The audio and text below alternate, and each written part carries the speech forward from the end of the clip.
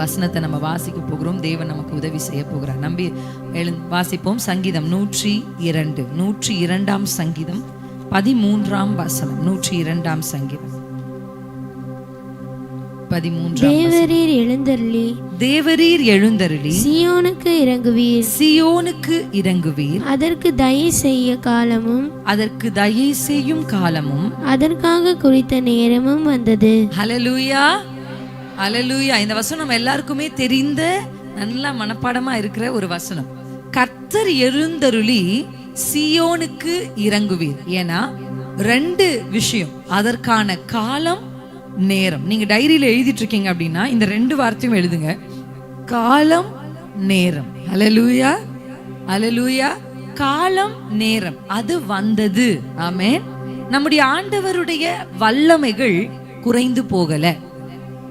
செத்த கர்ப்பம், செத்த சரீரம். இப்ப பிராக்டிக்கலா சொன்னா இந்த அம்மாக்கு சரீரத்திலே பிள்ளையை சுமப்பதற்கான பலன் என்ன பண்ணல அந்த அம்மாக்கு இல்ல. இவருடைய சரீரமும் ஒரு குழந்தையை கொடுப்பதற்கான பலமுள்ள சரீரம் அவர்கிட்டயும் இல்ல. 2 பேருடைய பகுதியிலும் ஒரு குழந்தை வருவதற்கு அவர்களால எதையுமே என்ன பண்ண முடியாது, செய்ய முடியாது. ஆனா வேதம் சொல்லுகிறது செத்த கர்ப்பம், செத்த சரீரம். ஆனா 2ஐயும் கொண்டுதான் கர்த்தர் ஒரு பெரிய ஜாதியை உண்டாக்கினார். அல்லேலூயா. அப்ப அவருடைய வல்லமை ஆபிரகாமுக்கும் சாராளுக்கும் விளங்கி இருக்குமானால் இப்பொழுதும் அதே வல்லமை இருக்கிறது. அல்லேலூயா. வெறும் கைதான், கோல் தான், ஒண்ணுமே இல்ல அந்த மனிதனிடத்துல. ஆனா புறப்பட்டு போகிறான். வசனம் சொல்லுகிறது 2 பரிவாரத்தோட திரும்பி வந்தான். அப்ப யாக்கோபுக்கு அதை செய்வார் என்று சொன்னால் இப்பவும் அதை நமக்கு செய்ய அவர் வல்லமை உள்ள தேவனாக இருக்கிறார்.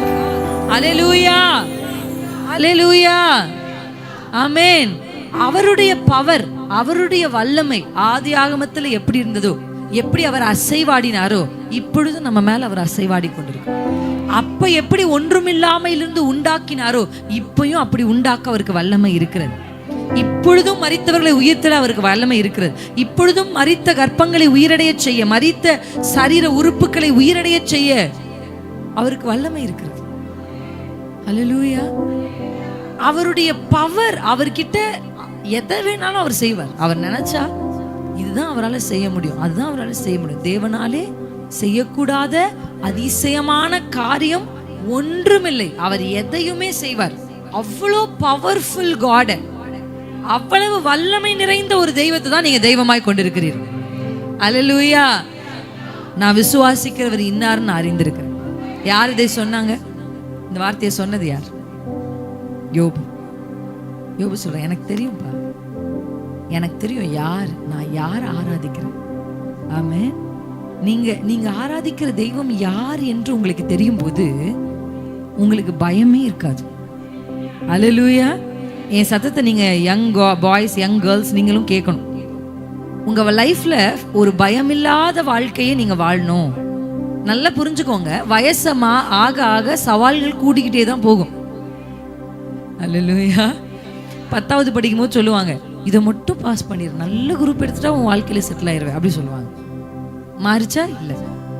இப்போ 11வது, 12வது, திருப்பி காலேஜ், அரியரெல்லாம் பாஸ் பண்ணு, வேலைக்கு போனா வேலை கஷ்டமா தான் இருக்கும், கஷ்டப்பட்டு நீ வேலை செஞ்சுட்டேன்னா நீ நல்லா இருக்கலாம். இப்படி வாழ்க்கை லகு ஆகாது. நல்லா புரிஞ்சுக்கோங்க.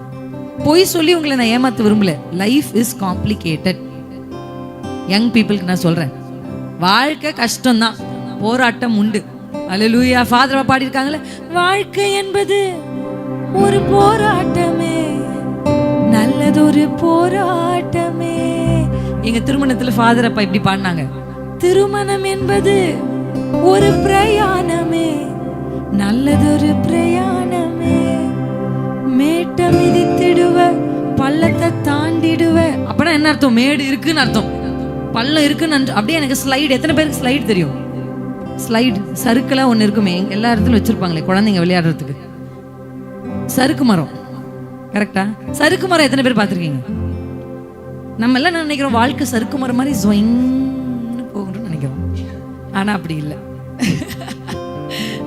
அது விளையாட்டு பொருள் தானே தவிர வாழ்க்கையில ஒத்து வராது. மேட்டை மிதித்திடுவ, பள்ளத்தை தாண்டிடுவ.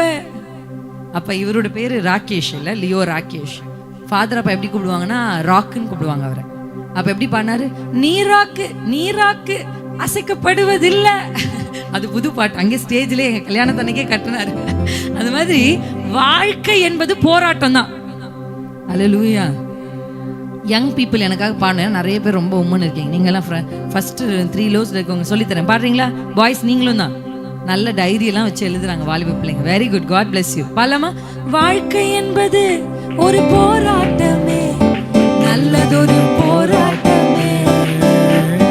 வாழ்க்கை என்பது லிரிக்ஸ் கிடைக்குமா?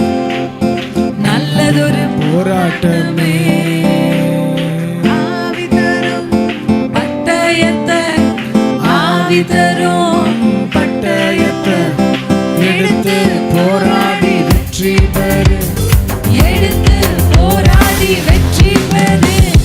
பிரியமானவரே, நான் சும்மா வாழ்வது போ, நீ எல்லாவற்றிலும் வாழ்வு, சுகமாயிரு மகளே. பிரியமானவரே, நான் சும்மா வாழ்வது போ, நீ எல்லாவற்றிலும் வாழ்வு, சுகமாயிரு மகளே. வாழ்க்கை என்பது ஒரு போராட்டமே, நல்லதொரு போராட்டமே. வாழ்க்கை என்பது போராட்டமே. மேட்ட மிதிச்சிடுவா, மேட்ட மிதிச்சிடுவா, பள்ளத்தை தாண்டிடுவா, மேட்ட மிதிச்சிடுவா, பள்ளத்தை தாண்டிடுவா. ஆண்கால்கள் உனக்குண்டு மறவாதே, ஆண்கால்கள் உனக்குண்டு மறவாதே. பிரியமானவனே, உங்களை பார்த்து சொல்லுங்க, உங்களை பார்த்து பாடு. நீ வாழ்ந்தது போல நீ வாழுவ, சுகமாய் வாழுவ. காலம் வந்துருச்சு, நேரம் வந்துருச்சு. கர்த்தர் எனக்கென்று ஒரு காலத்தை குறித்திருக்கிறார். நீ எல்லாவற்றிலும் வாழ்வு, சுகமாயிரு மகளே. அல்லேலூயா, அல்லேலூயா. இதை மற்றவங்களுக்கு பாடணும்னு அவசியம் இல்லை, நீங்க உங்களுக்கே பாடிக்கோங்க. நீ நல்லா இருப்ப, கவலைப்படாத. ஏன்னா கர்த்தர் நமக்கு வாக்கு கொடுக்கிறார். கர்த்தர் எனக்காக எழுந்தருளி, அவர் எனக்காக இரக்கம் செய்து, எனக்கு அவர் குறித்த காலம், எனக்கு அவர் குறித்த நேரமும் வந்தது வந்தது. அல்லேலூயா, ஆமென். வா நீங்க சொன்னாதான் அது வரும். வாயை மூடிட்டே இருந்தா வரவே வராது. உங்களுக்கு தெரியுமா, ஆண்டவர் பவரை நம்முடைய உதடுகள்ல கொடுத்திருக்கிறார். அல்லேலூயா. ஆவியும் மனவாட்டியும் வா என்கிறார்கள். அல்லேலூயா. ஆவியும் மனவாட்டியும் வானா வரும். சும்மா ஒரு ஆவி இல்லாத ஒரு மனுஷன் வா வானா வராது. அல்லேலூயா. ஆவியானவர் மட்டும் வாவான்னு சொல்லவும் முடியாது. ஆவியானவருக்கு மனவாட்டி தேவை. அல்லேலூயா. எசேக்கியேலை கொண்டு போய் எலும்புகள் நிறைந்த பள்ளத்தாக்கிலே கர்த்தர் நிறுத்தி அவரே சொல்லியிருக்கலாம், எலும்புகளே ஒன்று சேருங்கள், நரம்புகளே உண்டாகுங்கள், சதைகளே மூடுங்கள் சொல்லிருக்கலாமா? சொல்லிருக்கலாம். ஆனா கர்த்தர் சொன்னார், நீ சொல்லு, நீ சொல்லு. ஏன்னா இந்த பூமியில் எதை சொல்லணும்னாலும் ஆண்டவர் மனுப்புத்தின தேடுறார். ஆமென். ஒரு மனவாட்டி அவருக்கு தேவை. ஆவியும் மனவாட்டியும் சேர்ந்து. அதனால்தான் நம்ம நீண்ட நேரம் ஜெபித்தும் ஒரு எஃபெக்டா ஜெபிக்க முடியல. எத்தனை பேர் அதை ஆமோதிக்கிறீங்க என் கூட சேர்ந்து? நான் ஜெபிக்கிறேன், ஆனா என் ஜெபத்தினுடைய தாக்கத்தை என்னால பார்க்க முடியல அப்படின்னு நீங்க நினைச்சீங்கன்னா, நீங்க ஆவியானவரோடு இணைந்து வான்னு சொல்லுங்க, வரும். அல்லேலூயா. அதனாலதான் வேதம் நமக்கு கற்றுக் கொடுக்கிறது, ஆவிக்குள்ளாக ஜெபிக்கணும். அல்லேலூயா. எடுத்த உடனே போய் தேவ சமூகத்துல நீங்க உங்களுக்கு தோன்றதெல்லாம், நீங்க பார்த்ததெல்லாம் நியூஸ் படிக்கிற மாதிரி படிக்காம ஆவியானவர் முதல்ல கூப்பிடணும். அல்லேலூயா. வெல்கம் பண்ணும். எப்ப ஆண்டவருடைய பிரசன்ஸுக்கு போனாலும், ஆண்டவரே நாங்க உங்களை வெல்கம் பண்றோம், உங்களை நான் வெல்கம் பண்றேன். நீங்க என் நடுவில் இருக்கீங்க, எனக்குள்ள இருக்கிறீங்க, என்னோட இருக்கீங்க, என் வீட்டுக்குள்ள இருக்கிறீங்க, இந்த அறைகளுக்குள்ள இருக்கிறீங்க, என் வீட்டின் எல்லைகளுக்குள்ள இருக்கிறீங்க, இந்த காம்பவுண்டுக்குள்ள நீங்க இருக்கிறீங்க. அதை நீங்க இருக்கன்னு ஃபர்ஸ்ட் வந்து அக்னாலஜ்னு சொல்லுவாங்க ஆங்கிலத்துல. தமிழ்ல நீங்க ஆமோதிக்கணும். நீங்க என்னோட இருக்கிறீங்கப்பா. நீங்க அதை சொல்ல சொல்ல ஆண்டவருடைய பிரசன்னம் உங்களை நிரப்ப ஆரம்பிக்கும். ஆவியும் மனவாட்டியும் இணைந்து வா. அல்லேலூயா. வந்தது எனக்கு வந்தது, அந்த காலம் வந்தது, அந்த நேரம் வந்தது. அல்லேலூயா. நம்முடைய தேவன் காலங்களுக்கும் சமயங்களுக்கும் அப்பாற்பட்டவர். அவர் ஒரு காலகட்டத்துக்குள்ள அடக்க முடியாது. சில ஞானமுள்ள வாலிபர்கள் கேட்பாங்க, ஏசு அப்பதான் வந்தார்னா பூமி யாரும் உண்டாக்குனது? பார்த்துருக்கீங்களா? நிறைய இடக்கு முடக்கா கேள்வி கேட்பாங்க. தே திங்க் ஆண்டவர் வந்து நம்மளை போல ஒரு தெய்வம், அவரை காலங்களுக்குள்ள அடக்க முடியாது. அல்லேலூயா. ஆனா மனுஷனுக்கு ஆண்டவர் காலத்தையும் நேரத்தையும் கொடுத்திருக்கார். அல்லேலூயா. அவர் காலங்களுக்கு அப்பாற்பட்டவர் தான். ஆனா நம்ம எப்படி ரிவால்வ் ஆகிறோம் அப்படின்னா, நமக்கு காலமும் நேரமும் ரொம்ப முக்கியம். Time is very very very important. நேரம். அதனால தான் இந்த கூட்டத்தினுடைய ஃப்ளையர், இந்த கூட்டத்தினுடைய பேம்ப்ளெட் எத்தனை பேர் பார்த்தீங்க? என்ன கூட்டம் இது? அதுக்கு மேல ஒரு வசனம் கொடுத்திருந்தாங்க. எத்தனை பேர் அதை கவனிச்சீங்க? நாட்கள் பொல்லாதவைகளாகலதா காலத்தை. அல்லேலூயா. நாட்கள், காலம், இது மனுஷ வாழ்க்கையில ரொம்ப முக்கியம். Very important. மிகவும் முக்கியமான ஒன்று காலம் தான், நேரம் தான். இந்த வசனம் சொல்லுது, கர்த்தர் எழுந்தருளுகிறார், ஆனால் கர்த்தர் தன்னுடைய ஜனத்துக்கு நன்மை செய்வதற்கு ஒரு நேரத்தை, காலத்தை குறிச்சிருக்கிறாரு. அல்லேலூயா. சொல்லுங்க, நான் இப்படியே இருக்க மாட்டேன். யாருக்குமே விசுவாசம் இல்லையா? நான் இப்படியே இருக்க மாட்டேன். அல்லேலூயா. நான் ஏறுவேன், நான் உயருவேன். ஆமென். நான் படருவேன், நான் வளருவேன். ஆமென். கர்த்தர் என்னுடைய வாழ்க்கையில நன்மையான திட்டங்களை வச்சிருக்கிறார். கர்த்தர் எழுந்தருளி சியோனுக்கு தயை செய்கிற காலத்தையும் நேரத்தையும் ஆண்டவர் குறிச்சிருக்கார். ஒரு கிறிஸ்தவர்கள் ஜெயிப்பதற்கு, கிறிஸ்தவர்களுக்கு நான் நிறைய இடத்துல சொல்லியிருக்கேன், நான் மறுபடியும் சொல்றேன். அவளுக்கு என்ன வேணும்னா ரெவலேஷன் வேணும். டைரி வச்சிருக்கிற வாலிப பிள்ளைங்க எழுதுங்க. You need revelation to win a Christian life. ஒரு கிறிஸ்டியன் லைஃப்ல ஜெயிக்கிறதுக்கு, ஒரு கிறிஸ்தவ வாழ்க்கையில ஜெயமா இருக்கிறதுக்கு ஜெபம் ஆராதனை மாத்திரம் பத்தாது, வெளிப்பாடுகள் வேணும். அல்லேலூயா. நம்ம ஜெபிக்கிறோம், நம்ம ஆராதிக்கிறோம், நம்ம கொடுக்கிறோம், நம்ம சர்ச்சுக்கு வரோம். ஆனா பெரிய ஒரு ஜெயங்களை நாம் பெற்றுக்கொள்ள முடியாததுக்கான காரணம் நமக்கு இன்னும் என்ன இல்லைன்னா வெளிச்சம் இல்லை. வெளிச்சத்தை தான் ரெவலேஷன் பைபிள்ல சொல்லுது. என் ஜனங்கள் அறியாமையினால் சங்காரமாகிறார்கள் அப்படின்னு இருக்கு. அல்லேலூயா. அல்லேலூயா. தீர்க்க தரிசனம் இல்லாத இடத்தில் ஜனங்கள் சீர்கெட்டு, ஆனா அந்த இடத்துல ஆங்கிலத்துல ப்ராஃபஸின்னு இல்லை, அங்க ஆங்கிலத்துல ரெவலேஷன் இருக்கு. வெளிப்பாடுகள் இல்லாத இடத்தில் ஜனங்கள் சீர்கெட்டு போறாங்க. அல்லேலூயா. அப்ப ஒரு மனுஷனுக்கு, ஒரு மனுஷிக்கு கர்த்தரை குறித்த வெளிப்பாடு. அல்லேலூயா. உங்க ஆண்டவர் யாருன்ற வெளிப்பாடு உங்களுக்கு இருந்தா உங்களுக்கு பயமே இருக்காது. உங்க விசுவாசம், நீங்க யாருன்ற வெளிப்பாடு இருந்தா உங்களுக்கு தாழ்வு மனப்பான்மையே இருக்காது. அல்லேலூயா. அல்லேலூயா. அவங்க என்ன இப்படி சொல்லிட்டாங்க அப்படின்னு நீங்க குறுகி நடக்க மாட்டீங்க. நான் சொல்றேன், உடைகளிலும் போட்டுக்கிறதுலயும் எல்லாம் தாழ்வு மனப்பான்மையும் இதெல்லாம் கிடையாது. அல்லேலூயா. என்னோட யார் இருக்காரு, என்னை குறித்து அவர் என்ன நினைச்சிருக்காரு, உங்களை ஆண்டவர் எப்படி உருவாக்கியிருக்காருன்னு நீங்க நினைச்சீங்கனாலே நீங்க தலை குனிந்தெல்லாம் நடக்க மாட்டீங்க. தைரியமா நடப்பீங்க, சிங்கத்தை போல நடப்பீங்க. தாழ்வு மனப்பான்மையை நீங்க வெளியே வரணும்னா பைபிள் என்னை குறித்து என்ன சொல்லுதுன்னு படிங்க. என்னை குறித்து ராஜரீக ஆசாரிய கூட்டம் என்று சொல்லுகிறது. அல்லேலூயா. அல்லேலூயா. பழைய ஏற்பாட்டுல எல்லாம் ஒரு மனுஷன் ராஜாவா இருக்கணும், இல்ல ஆசாரியனா இருக்கணும். ஆனா புதிய ஏற்பாட்டுல தான் நீங்களும் நானும் ராஜாவாவும் இருக்கலாம், ஆசாரியனாவும் இருக்கலாம். அல்லேலூயா. ஆமென். வெளிப்பாடு. இரண்டாவது, உங்களை குறித்த வெளிப்பாடு உங்களுக்கு இருக்கணும்.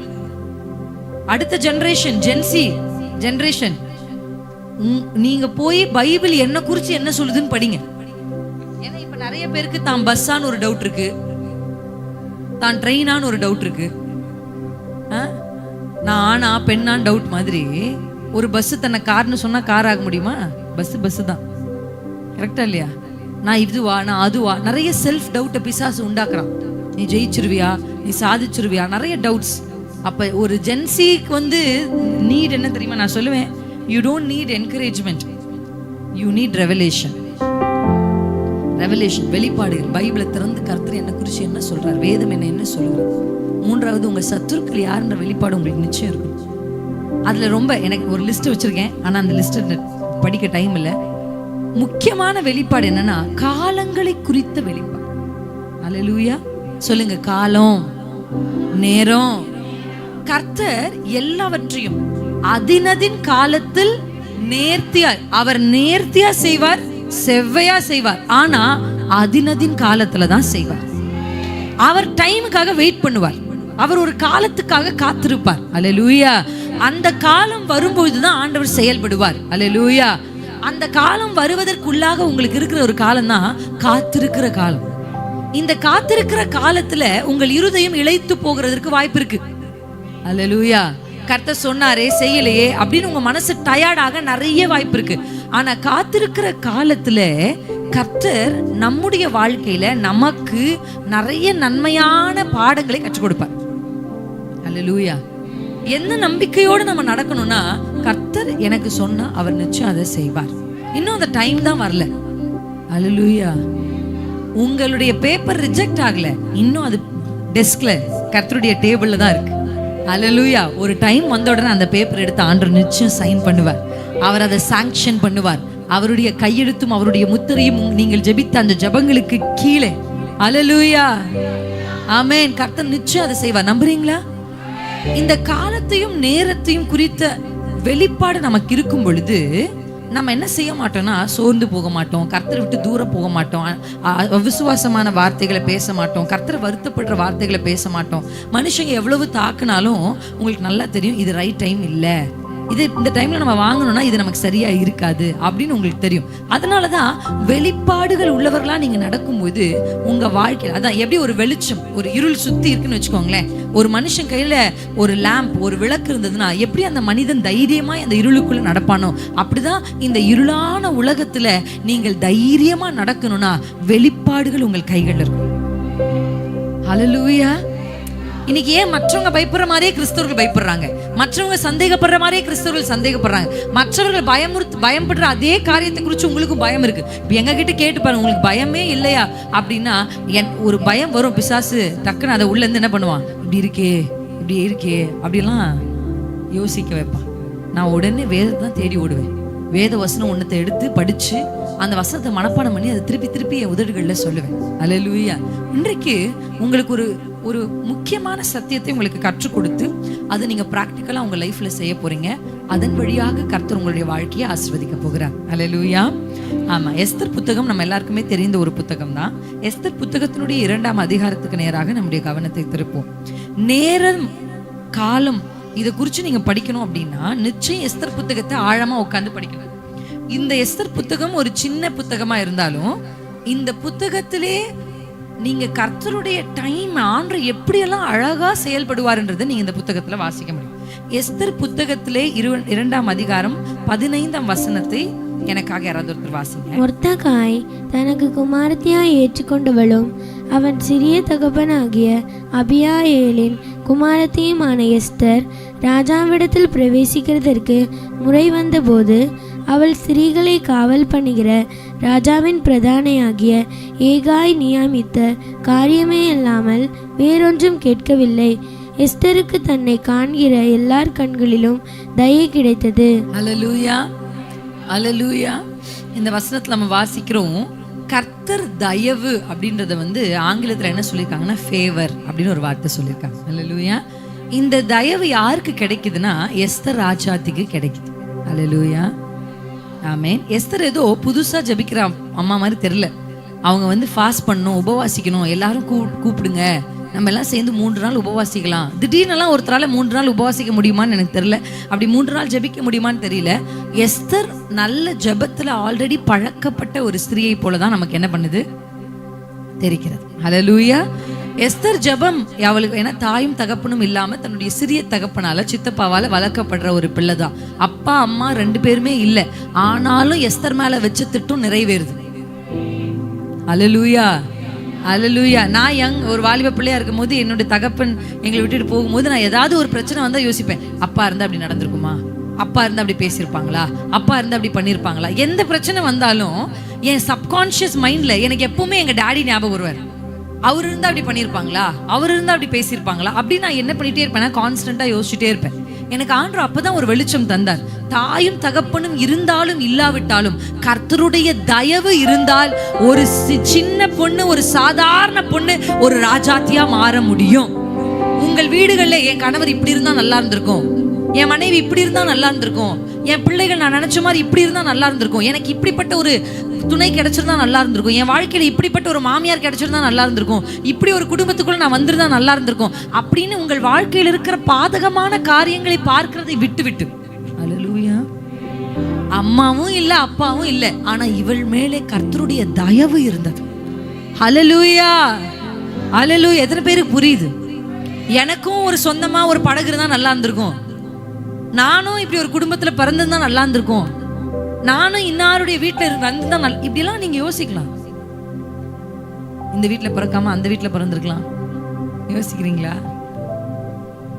எவ்வளவு பாதகமான சூழல்ல நீங்க இருந்தாலும் அவருடைய தயவு உங்கள் மேல் இருந்தால், அல்லேலூயா, உங்களை கர்த்தர் கொண்டு போய் எங்க வைக்கணுமோ அங்க வச்சிருவார். எஸ்தர் ராஜாத்துடைய பேக்ரவுண்ட் முக்கியமே இல்லை.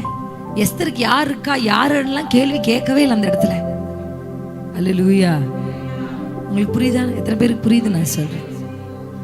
அது ஒரு விஷயமே இல்லை. எஸ்தர் மேல தயவு இருக்குன்னா அந்த தயவு அவளை கொண்டு போய் சிம்மாசனத்துல சேர்த்துரும். அல்லேலூயா. உங்க தயவு எனக்கு வேணும்னு கேளுங்க ஆண்டவர்கிட்ட. உங்க தயவு வேணும்னு கேளுங்க. அப்பா கிட்ட ஒரு சின்ன ஜெபம். நம்ம பிரசங்கத்தை கேட்க தான் தொடர்ச்சியாக கேட்க போறோம். அப்படியே ஆண்டவர்கிட்ட கேளுங்க, வாய்களை திறந்து. அப்பா எனக்கு ஃபேவர் வேணும். ஒருவேளை நீங்க நினைச்ச மாதிரி உங்க அப்பா உங்களுக்கு இல்லாம இருக்கலாம், நினைச்ச மாதிரி உங்க அம்மா உங்களுக்கு இல்லாம இருக்கலாம், நீங்கள் நினைத்ததை போல உங்களுடைய குடும்பத்தினர் இல்லாம இருக்கலாம். ஏன் எனக்கு இப்படி ஒரு ஃபேமிலி, இப்படி ஒரு உறவு, இப்படி ஒரு ரிலேஷன்ஷிப், நீங்க அப்படி யோசிக்கலாம். ஆனா ஆண்டுடைய தயவை கேளுங்க. அப்பா, தாயும் தகப்பனும் இல்லாத எஸ்தர் ராஜாத்திக்கு தேவனுடைய தயவு இருந்தது, எனக்கு அந்த தயவு வேணும். கேளுங்க.